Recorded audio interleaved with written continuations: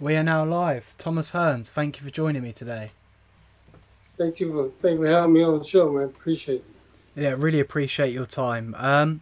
So for some of the younger viewers that might not have know too much about you, can you tell us a little bit about your background? Well, I'm just a guy that was interested in boxing. And I think I got into boxing. I think I did pretty well in boxing, and I'm just average person that started boxing and loved the sport of boxing. And I did okay. Good man. So why did you get into boxing in the first place? Well, my idol was Muhammad Ali. When I see Muhammad Ali fight, it just made me want to do it more and more. And then after I found the gym, then I really started going and started to learn how to box. Once I learned how, I just kept it up. So what do you think separated you from the other boxers of your sort of era and your generation? What do you think made you stand out the most? I guess the determination, the desire that I had to just go in and just do away with my opponents.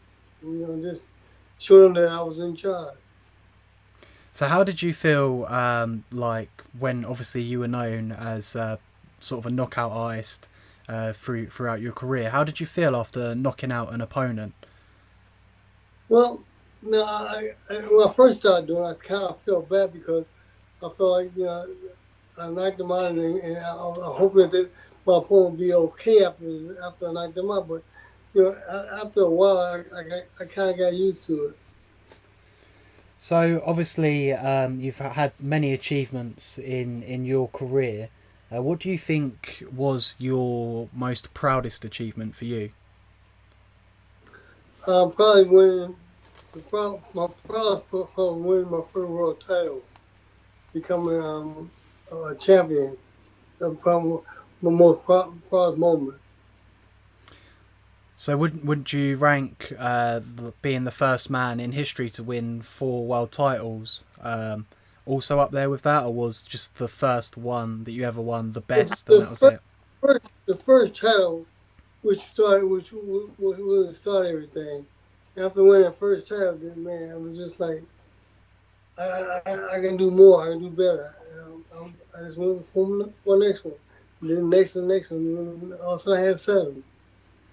If I could take you back to your sort of amateur days, you won 155 fights, but had few knockouts. What turned you into when you turned to professional? How comes from then no one could take your power? What turned you into this the knockout artist that you was? Well, when it changed from 3 rounds to 8 and 10 rounds, that's when I decided things got to change.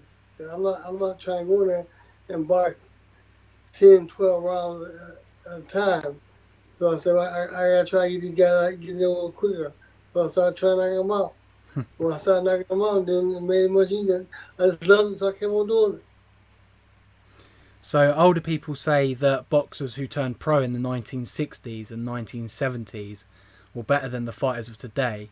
Would you agree or do you disagree with that? Well, I think that I think that we wanted more. I think we want more than the guys do now. Guys are not really showing the interest of how badly they really want to be a champion, or how bad they really want to move further in the division. And in my days, it was like you fight or you go home sick or unhappy. And I didn't want to go on. I didn't want to be one of them guys going home unhappy.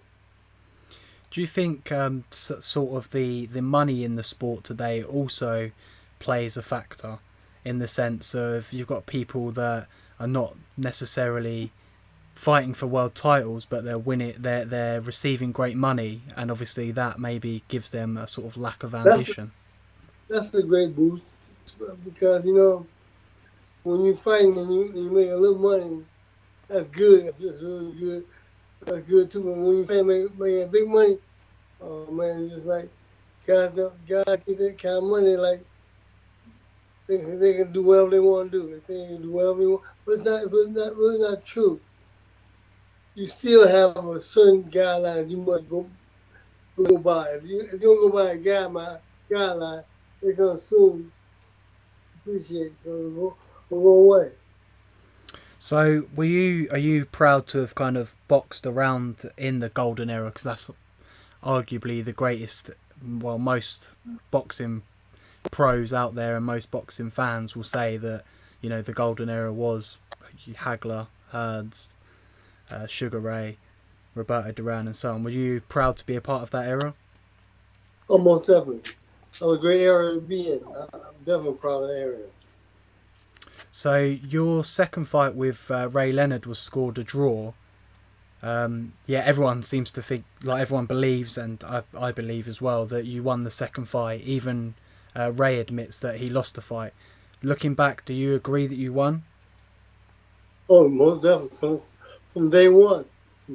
Yeah, so straight away as soon as the scorecards were given out, you was like, damn, like I won that fight. He knew it, everybody knew it. I mean, people say the first round of your fight with Marvin Hagler was the greatest round in boxing history. I was wondering, is it true that you broke your right hand in that first round? Yeah, the first round, broke my hand. Because I mean, it was a fight that I guess we wanted to do so much and we wanted to show people that I had the ability to take care of business. And when I didn't try to take care of business, and just the hand wasn't strong enough. Yeah, because obviously I believe when that fight was over, you didn't want to make any excuses, so the right hand being broken wasn't known about for a little while. I might be wrong on that. You know, I couldn't take that away from Marvin Hagler. Marvin Hagler was a great opponent. He did a great job. And for me, because I didn't win, it happened me only I didn't win because my hand was broken. No, he put a great show. He put up a great fight. So he must have the athletes that he deserves. He deserves to win that fight. So I can't say him different. So what would you rate as your best knockout? Because everyone says, like everyone used to say, Durán could never be knocked out. And obviously, you went out there and starched him, and the punch that kind of shook the world, really. But what would you rate as your best? I had one before Durán, but as far as being the top contender, it probably was Durán. Because Durán was one of the most tough contending fighters that I knocked out pretty easily. I heard you were a reserve officer for the Detroit Police. Are you still now? Do you not do that anymore? No, I don't do it anymore. No, I'm not a reserve anymore. Would that have been a career for you if you hadn't been successful in boxing, or did you kind of always know that you were you were bound for success? I always know. I just had an idea that I'll do well, and I just kept on doing well, just doing my best. So you sparred with Muhammad Ali, obviously many years ago now. What was that like? Was it, because obviously you said he was your inspiration, was that such a proud moment for you? That was a very proud moment for me as well, because I got a chance to get in there with somebody that I idolized, that I paddled myself after, and to be there with him, man, it was a scary moment, but it was a very proud moment for me. So I know the old Kronk Gym in Detroit is closed. Do you still have anything to do with boxing in the city? I'm about to start my own promotion, entertainment promotion, and I'm going to have a whole lot to do with boxing in the city, around the world. So what's going on with Thomas Hearns Jr. and his career? What are you guys looking to do? Well, Thomas, my son, he's just getting prepared right now. And once we get him prepared and ready to go, he's gonna have a nice career. I think he's gonna have a very good career. Are you going to be coming over to the UK much as well to fight over here for the UK fans? It's a possibility. It's still a possibility. Who would you say was your toughest opponent that you faced in the sense of sort of their mentality and their grit to dig deep in hard times? My tough opponent? Yeah. I would say probably Marvin was a tough opponent for me because I went all out. I tried to get in there and try to knock him out, and because when I tried to knock him out, I gave everything I had. And by me giving everything I had made me short-winded, and it made it a much more difficult fight because he started to fight. Once I got tired, he started to fight. Do you have did you have any sort of pre-fight rituals at all? Anything you used to do the night before, lucky charms or anything like that? No, I just make sure I get plenty of rest, and make sure I'm ready to go. I mean, people say when you used to stand in the ring with your opponents, you used to look into their eyes and you'd never blink. Was that something you used to do to try and sort of intimidate the opponent, or was you like, I'm never taking my eyes off you? Well, it was just me just trying to look through my opponent and let him know that, hey, I'm here, I'm ready to go, boy. I hope you're ready. Because people say that Roberto Durán feared no one, but yet people in the boxing world say that you put a bit of fear into Durán with the way you sort of looked at him and your sort of aura around him. Well, I was very different. I was very different for him. Our matchup was totally different, and he never fought anybody like me, tall, slick, and had the advantages that I had. So he was a little bit nervous about that. Looking back on your career, is there anything you would have liked to have done that you didn't do, say boxing the Olympics or just anything like that? Yeah, I wish I could have had opportunity to box in the Olympics. I really wanted to box in the Olympics, and I didn't get that chance. So that's the only thing that I regret not being able to do in the boxing world. In your opinion, who do you think's the greatest boxer of all time, fighter of all time? Muhammad Ali. 100%, I agree with that. So I'm glad we agree, because Floyd Mayweather kind of puts himself up there. Floyd is a good fighter, but Floyd is nowhere near, had nowhere near the type of struggle that Muhammad Ali went through when he was coming up.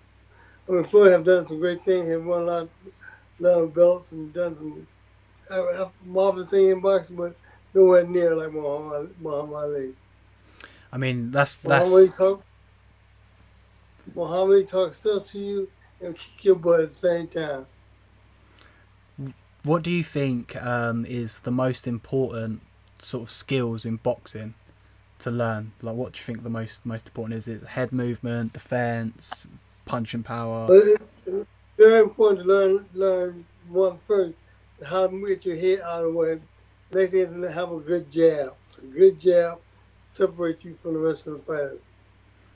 Interesting, because obviously there are those fighters that don't necessarily stand behind the jab. They are kind of a walk forward and stand and fight in the middle. And yeah, but if you move forward and you don't have a jab to protect you, move forward, you move yourself into combat zone.